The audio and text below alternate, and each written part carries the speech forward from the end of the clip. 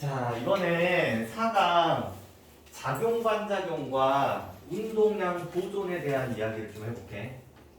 작용 반작용. 자, 보시면 우선 저번 시간에 우리가 배웠던 게 뉴턴 제1법칙 관성의 법칙 이야기를 했고 뉴턴 제2법칙 가속도의 법칙까지 모두 끝났거든. 마지막 하나 남은 게 뉴턴 제3법칙 작용 반작용의 법칙이라는 거야.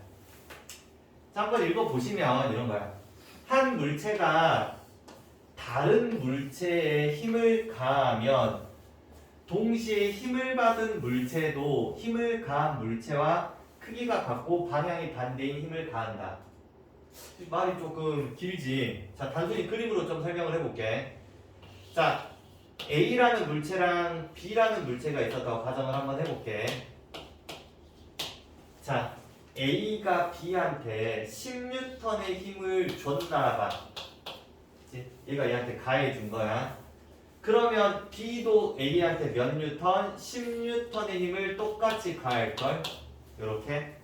자, 왜 그러냐면 단순히 이렇게 손바닥이라고 생각하면 내가 얘한테 10으로 때리잖아? 그럼 얘도 사실 얘한테 10으로 똑같이 때려준 거야. 그치? 크기는 같고 방향이 반대인 힘이 서로 다른 물체에 이렇게 작용하는 거야. 이런 걸 우리는 작용 반작용이라고 부른다. 그럼 작용 반작용 현상이 일어나기 위해서는 반드시 주체가 몇 개가 있어야 돼? 두 개가 있어야겠지. 그지? 얘가 얘를 때리고 얘도 얘를 때린다. 이렇게 돼줘야 돼. 작용 반작용이. 자, 그러면 작용 반작용 관계에 있는 두 힘의 특징. 자, 첫 번째, 힘의 크기가 동일해야지. 방향은 반대여야 돼. 자, 세 번째, 같은 작용선 상에서 서로 다른 물체에 작용을 합니다. 자, 예를 들어서 조금 디테일하게 얘가 충돌을 했다고 가정을 해보자. 그럼 얘가 얘한테 이 지점에 힘을 줬겠지. 그잖아. 그러면 이 충돌 지점과 그러면 얘도 어떻게 해서 충돌한 이 지점에서 약간 왼쪽 이쪽으로 힘이 작용을 했겠지. 이런 느낌으로. 그래서 같은 라인에 있어야 돼. 그치? 접촉 지점을 기준으로 해서 수평을 이룰 거니까 이렇게. 그치?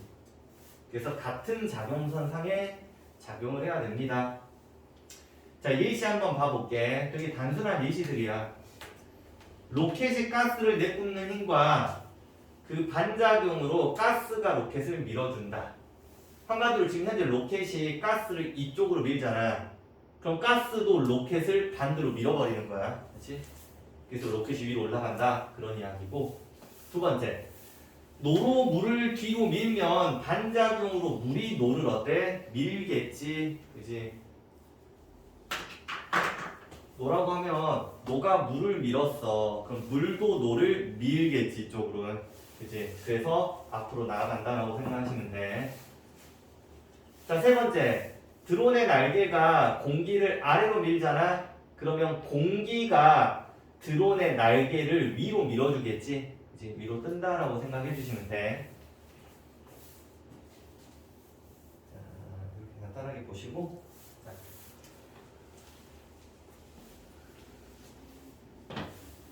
두 번째로 우리가 작용 반작용 하면 항상 같이 나오는 게 힘의 평형 이야기가 나오거든. 힘의 평형.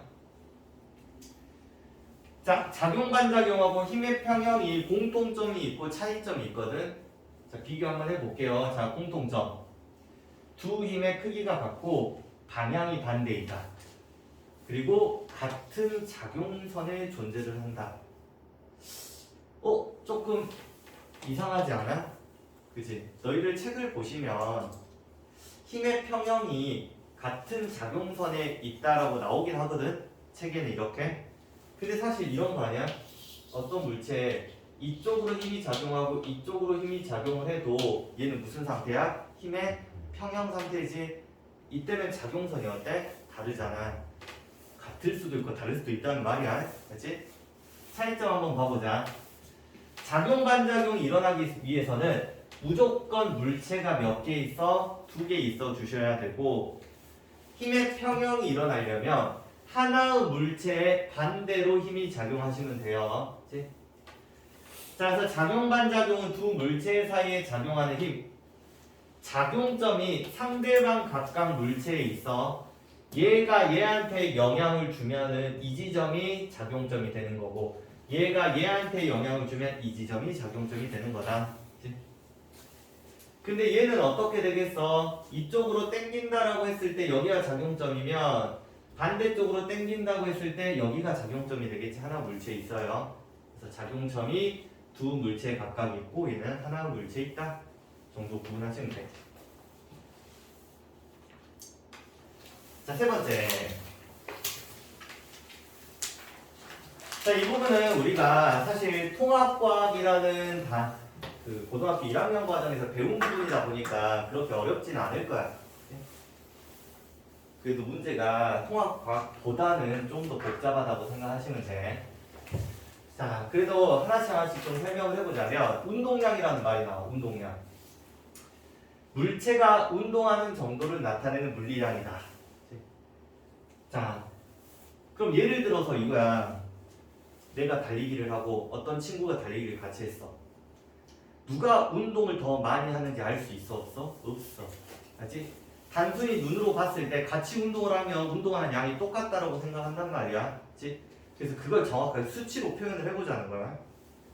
그럼 예를 들어서 여기에 50kg인 사람이 있었어. 여기에 120kg인 사람이 있었다고 가정을 한번 해보자. 얘들이 달리기를 했어. 여기 땅 했더니 동시 도착했대. 누가 더 운동 잘한 거야? 돼지라고 하긴 좀 그런데 120kg인 사람이 뭐야? 운동을 더 잘하는 느낌이지. 그잖아. 결국은 뭐라고? 질량이 크면 클수록 운동을 더 잘한다고 생각하시면 돼. 그래서 운동량과 질량은 무슨 관계야? 비례 관계. 자, 두 번째. 똑같이 50kg이야. 근데 얘가 10m/s의 속도로 갔고 얘가 20m/s의 속도로 갔대. 그럼 얘가 먼저 도착했겠지. 그지? 누가 운동 잘하는 거야? 얘가 잘하잖아. 결국은 속도가 빠르면 빠를수록 운동을 어때? 더 잘한다고 생각해 주시면 돼. 그치? 그래서 질량이 크면 클수록 운동을 잘하는 거고 속도가 빠르면 빠를수록 운동을 잘하는 거거든. 그래서 운동량을 구할 때는 질량 곱하기 뭘로 구해? 속도로 구해주세요. 그치? 운동량을 P라고 부르는데 운동량과 질량은 비례관계, 운동량과 속도는 비례관계입니다. 자, 단위 한번 봐볼까? 기본적으로 우리는 물리에서 질량 단위는 킬로그램을 써요. 자, 얘는 미터 퍼 세크를 쓰시면 돼. 네? 자, 그래서 1번 운동량 크기. 질량이 크고 속도가 크면 운동량은 당연히 어때? 커지겠지? 그지? 자, 두 번째. 운동량의 방향을 물어볼 때가 있는데 지금 내가 속력이라고 하지 않고 뭐라고 표현했냐면 속도라고 표현을 했거든. 그 말은 즉슨 속도는 벡터 값이잖아. 방향성이 있거든. 그럼 속도의 방향성을 누가 따라가겠어? 운동량이 따라가겠지. 질량은 방향이 없으니까. 그치? 그래서 운동량의 방향은 누구 방향과 동일하다? 속도의 방향과 동일합니다. 이렇게 기억해 주시면 돼. 자, 3번. 운동량의 변화량 한번 봐봅시다. 자, 운동량의 변화량이라고 하면 우리 이렇게 하면 되잖아. 나중 운동량 마이너스 처음 운동량. 이게 운동량의 변화량이라고 생각하면 되겠지. 얘를 우리는 델타 P라고 써준다. 그럼 조금 다르게 한번 표현을 해볼까? 나중 운동량을 M 곱하기 V2라고 한번 해볼게. V2. 나중 속도야. 마이너스 M 곱하기 처음 속도. 이게 뭐가 됐어? 델타 P. 그럼 좀만 더 다시 다르게 좀 표현을 하자면 이렇게 묶어버릴게. 그럼 얘는 뭐가 되냐면 M 곱하기 델타 V 속도 변화가 되고 얘가 뭐야? 운동량의 변화량이 됩니다. 자, 이 운동량의 변화량을 나중에 써먹을 거기 때문에 지금 여기서 개념을 좀 배우는 거야. 그럼 예를 들어서 예시로 한번 설명을 해봅시다. 예시.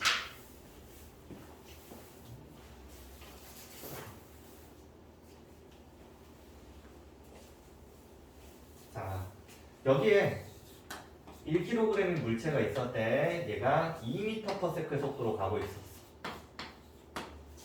그런데 시간이 조금 지난 다음에 1kg의 물체가 7m/s의 속도로 가고 있었다. 자, 그럼 운동량의 변화량을 구하래. 자, 우선 처음 운동량이 오른쪽이 플러스야. 플러스 2 숫자만 한번 써볼게요. 나중 운동량이 몇이야? 플러스 7이 되겠지. 그지? 그럼 단순히 생각을 해보자면, 단순히 보면 운동량은 몇이 추가가 됐어? 플러스 5가 추가됐잖아. 운동량 변화량은 플러스 5라고 하면 돼. 근데 마치 수식처럼 공식처럼 생각을 하면 나중 운동량에서 마이너스 처음 운동량 플러스 5 이렇게 되겠지. 그지? 그래서 이걸 공식처럼 풀어도 되고 정말 단순히 생각을 해도 상관은 없고, 아니면 이렇게 한번 써볼까? 이렇게. 자, 질량이 몇이야? 1kg이지. 곱하기 속도 변화량이 몇이야? 지금 현재 5가 변했잖아. 그지? 그러면 플러스 5 이렇게 해도 상관은 없어. 그치?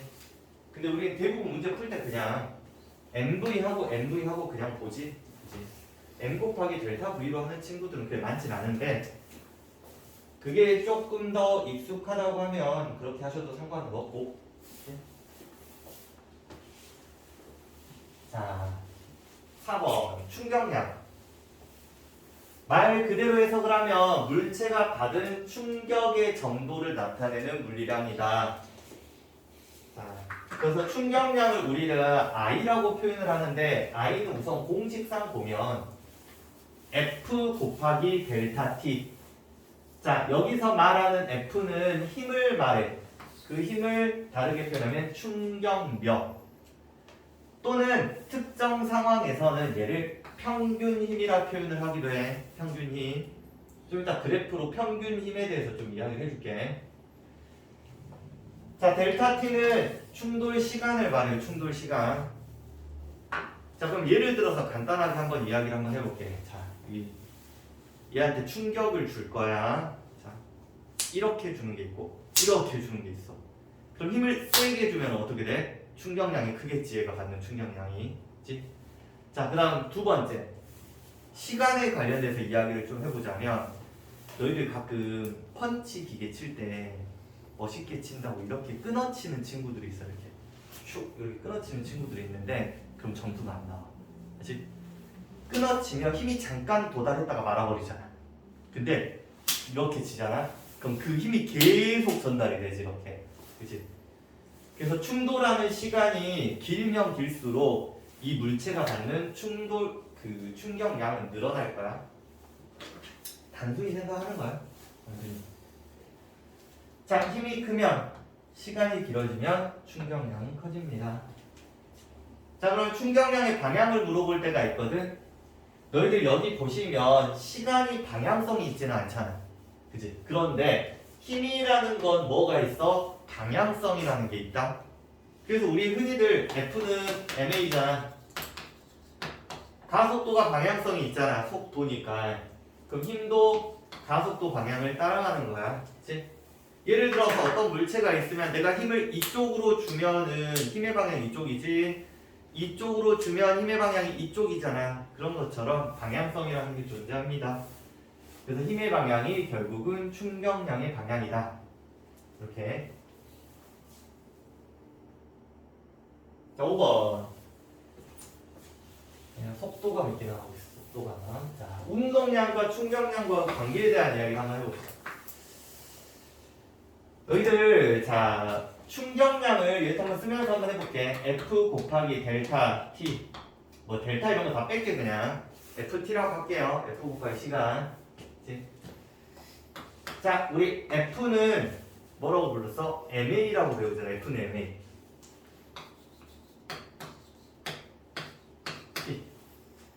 근데 이 A라는 녀석을 조금 바꿔보잖아. 가속도는 시간분의 속도 변화라는거든. 시간분의 속도 변화. 삭제하면 M 곱하기 델타 V. 이거 아까 많이 봤네. 방금 전에. 얘가 뭐야? 운동량의 변화량이지. 결국은 운동량의 변화량이 뭐라는 말이야? 충격량이라는 말이야. 충격량.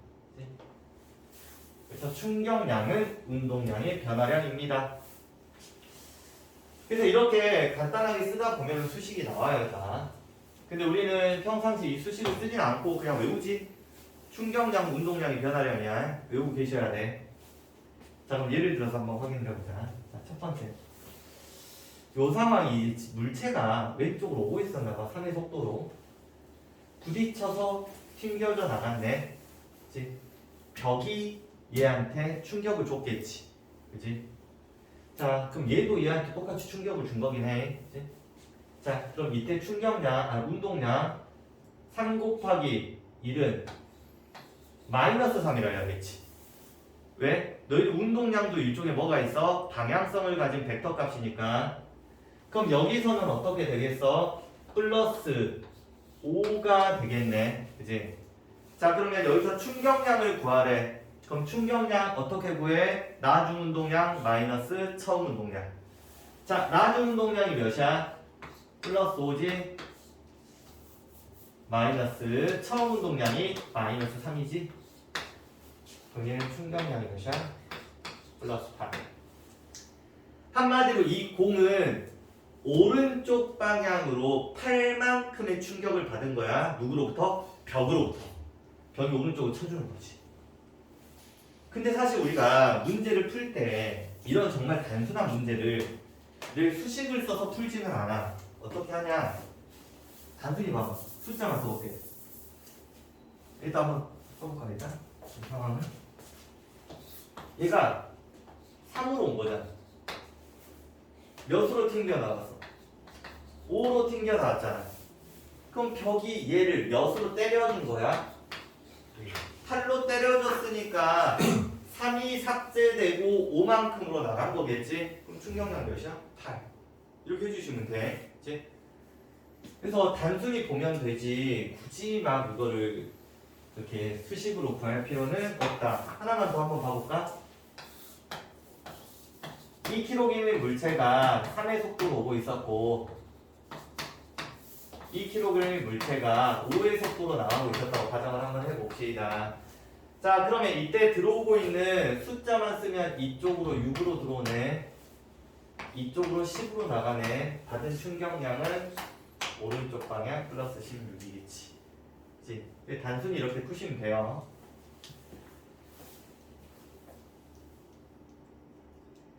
자, 그럼 너희가 앞으로 문제를 풀면서 보게 될 그래프, 운동량 시간 그래프하고 힘 시간 그래프 두 가지가 있는데 너희들은 이 그래프를 보자마자 얘를 어떤 식으로 해석해야 될지를 암기를 하고 있어야겠지. 그때 가가지고 이거를 막 거기서 보면서 해석하는 게 아니야. 그래서 지금부터 물어볼 수 있는 것들에 대한 이야기를 좀 한번 해볼게.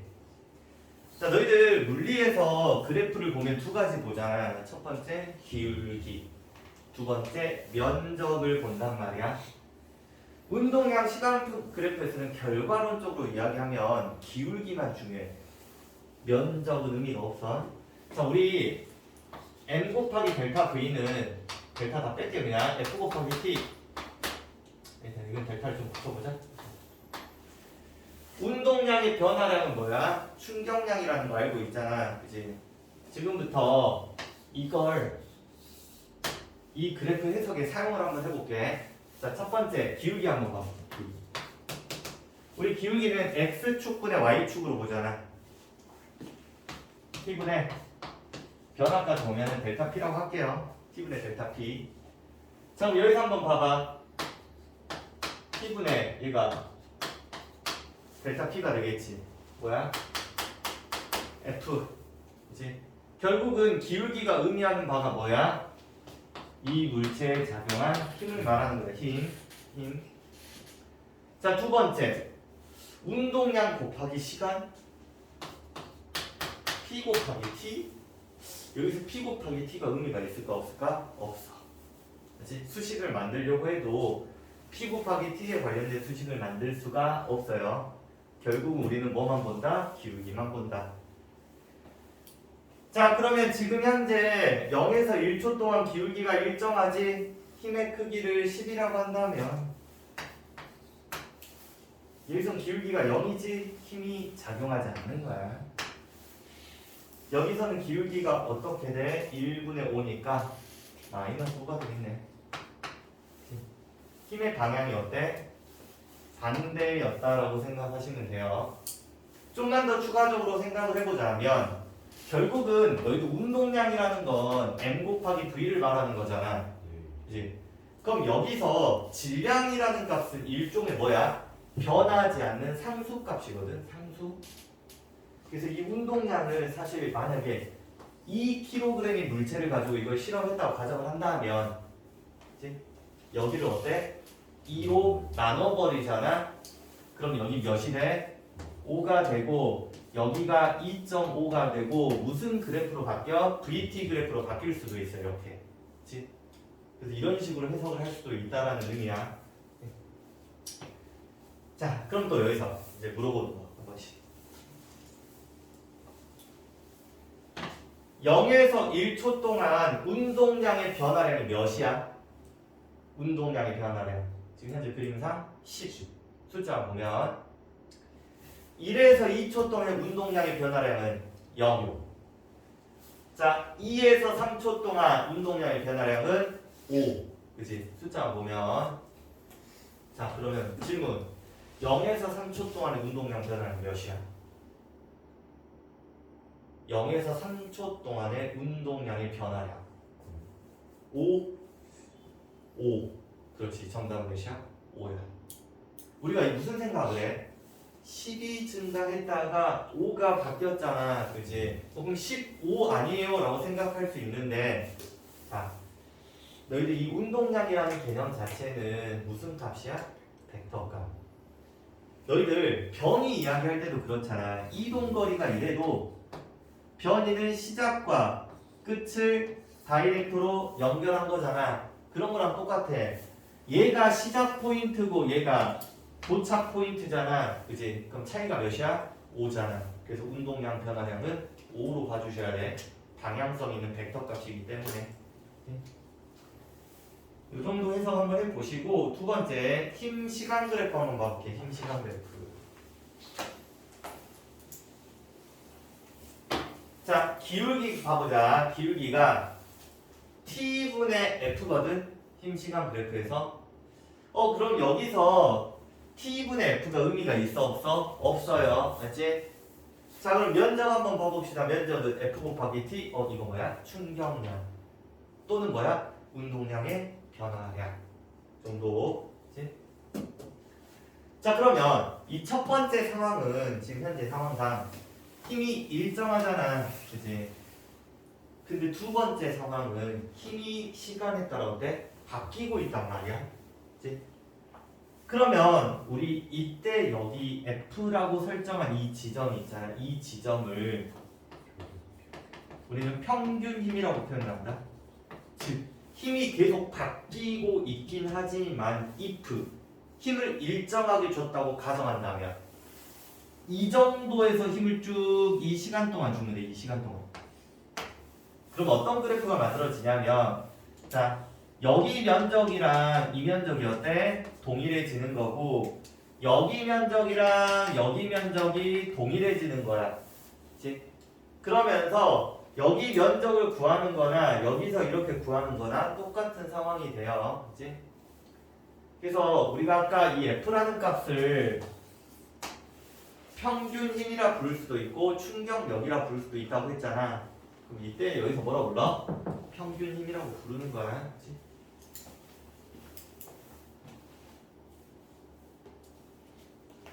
자, 6번. 금방 끝나요. 뭐. 운동량 보존 법칙. 자, 너희들 이 운동량 보존 법칙을 사용한다는 건 어떤 두 물체 사이에 충돌이 발생했을 때 그런 문제가 나오잖아. 그럼 머릿속으로 나 운동량 보존 법칙 써야지 라는 생각을 갖고 있어야 돼. 그치? 자, 그래서 지금 상황을 한번 봐볼게. 2kg, 3kg 짜리가 있는데 속도가 얘가 3일. 속도가 1일. 그럼 현재 이 두 물체 운동량을 구해보면 얘는 3 곱하기 2니까 플러스 6, 1 곱하기 3이니까 플러스 3, 전체 운동량의 합이 플러스 9가 나오는데 이게 충돌 전의 운동량이야. 그럼 충돌을 했더니 이 첫 번째 물체가 속도가 1로 바뀌었어, 오른쪽. 그러면 운동량이 플러스 2야. 그럼 나머지 녀석은 속도를 알려주지 않았어. 그러면 3 곱하기 V에서 플러스 3V가 되거든. 자, 이 충돌 전의 운동량과 충돌 후의 운동량 합이 똑같다. 이게 운동량 보존 법칙이야. 그러면 이 값은 몇이어야 돼? 플러스 7. 그럼 V는 몇이야? 3분의 7. 숫자만 쓰면 그치? 충돌 전과 충돌 후의 운동량의 합은 동일합니다. 자, 여기까지가 끝이네. 원래 너희들 맨날 나왔던 문제들이 어떤 문제들이냐면 뭐 방석에 충돌하던 그런 거 나왔잖아. 그치? 그런 게 너희들 교육과정 책에서 좀 빠졌어. 물론 문제에서는 나올 수 있다고 봐. 그치? 그래서 나중에 혹시 그런 문제들 나오면 같이 한번 풀어보게. 여기까지.